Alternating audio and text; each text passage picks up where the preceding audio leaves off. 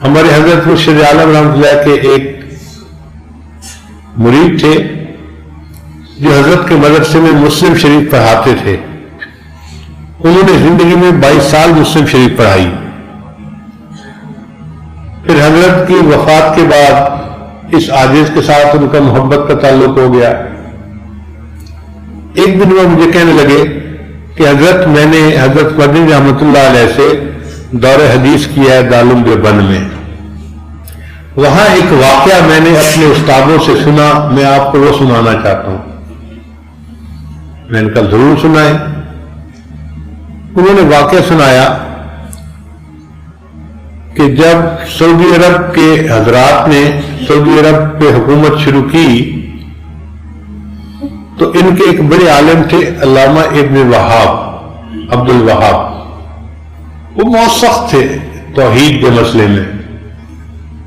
انہوں نے ان کو کہا کہ یہ جو ترکوں نے قبروں کے اوپر گنبد بنائے ہیں اور جو قبے بنائے ہیں یہ سب غلط ہیں, تم ان سب کو اکھاڑ دو. چنانچہ انہوں نے اس عالم کی بات پر جنت بقیع کے اندر جتنی قبور کے اوپر کچھ بنا ہوا تھا سب توڑ دی, بالکل صاف کر دیا. اب جب صاف کر کے فارغ ہوئے تو ان کے ذہن میں بات آئی کہ آپ گنبد خضرا کو بھی توڑنا چاہیے.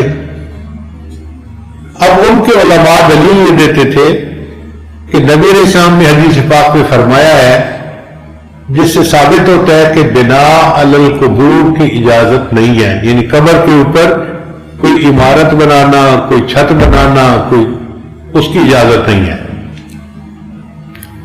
تو انہوں نے اپنے بادشاہ کو بھی یہی کہا کہ یہ حدیث پاک سے تو ثابت ہوتا ہے کہ اس کی اجازت نہیں, آپ اجازت دیں تو ہم گنبد خضرا کو بھی ہٹا دیتے ہیں. بادشاہ سمجھدار تھا, اس نے کہا دیکھو یہ چھوٹا مسئلہ نہیں ہے, یہ پوری امت کا مسئلہ ہے. تم پہلے جاؤ اور پاکستان, ہندوستان, بنگلہ دیش کے علماء سے بات چیت کرو, اگر وہ بھی تمہارے ہم نوا ہیں تو ہم اس کو ہٹا دیں گے, اور اگر کوئی علمی اختلاف ہے تو پھر ہم اس کو آپ ہی لگا سکتے ہیں. چنانچہ کوئی 6-7 حضرات کا ایک وفد دارالعلوم دیوبند آیا. انہوں نے آ کے محترم صاحب کو کہا کہ ہم آپ سے اس مسئلے میں بات کرنے کے لیے آئے ہیں, آپ حضرات ہمیں اپنی رائے بتائیے. محترم صاحب نے کہا کہ مجھے 3 دن کا وقت دے دیجئے. 3 دن کے بعد بدھ کا دن آنا تھا, ہم بدھ کے دن عصر کے بعد اس پر گفتگو کر لیں گے. اب ان 2 دنوں میں محترم صاحب نے پیغام بھیجا اور ہندوستان کے طول و عرض میں کوئی 500 بڑے بڑے حضرات, محدثین, مفتی حضرات سارے دارالعلوم دیوبند میں جمع ہو گئے. وہ فرماتے ہیں کہ ایسا مجمع شاید ہی کبھی دارالعلوم دیوبند میں پھر دیکھا گیا ہوگا.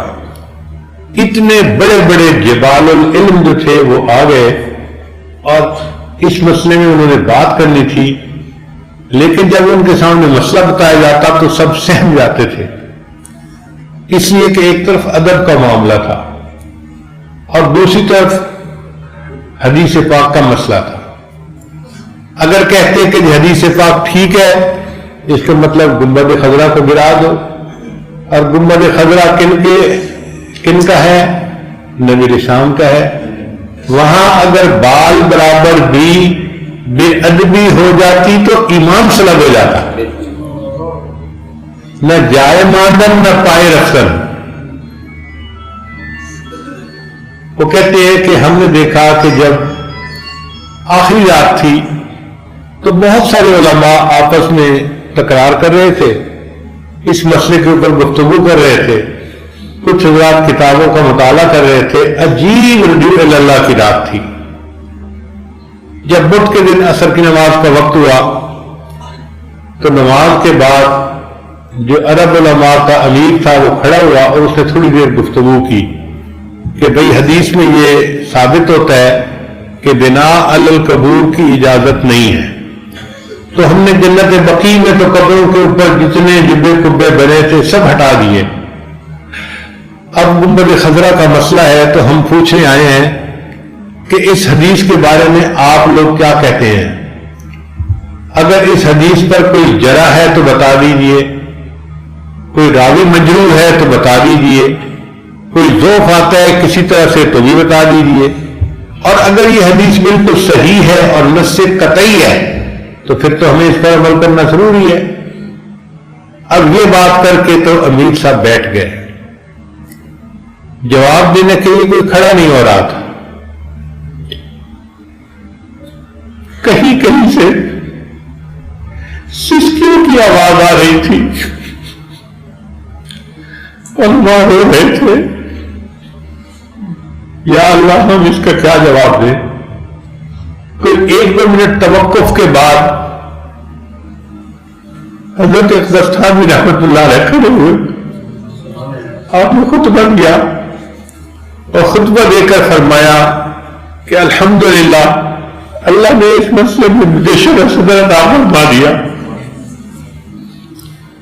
سب لوگ حیران ہو کے سننے لگے کہ حضرت کیا فرماتے ہیں۔ انہوں نے پوچھا کہ حدیث کے بارے میں آپ کیا کہتے ہیں؟ حضرت نے فرمایا حدیث بالکل صحیح ہے، کوئی کہیں سے ضعف آتا ہے نہیں آتا، کسی راوی پہ جرح ہے بالکل کوئی جرح نہیں ہے، حدیث سند متصل والی ہے اور بالکل ٹھیک ہے۔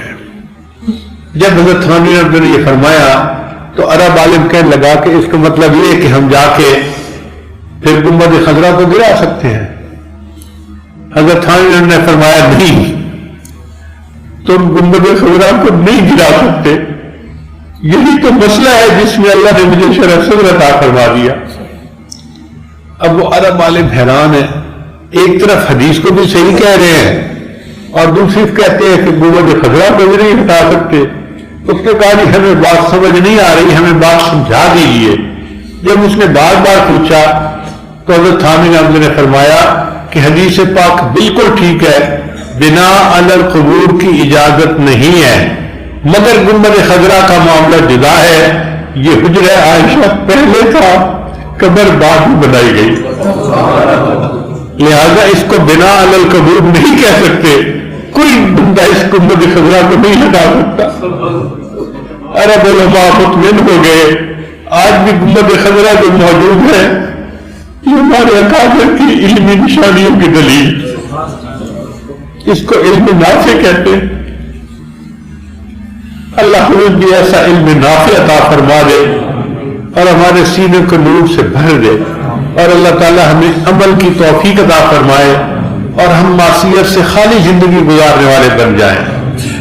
یہ یاد رکھیے گا، رب کی مان کے زندگی گزاریں گے تو امام عالم بنیں گے، نفس کی مان کر گزاریں گے تو غلام عالم بنیں گے۔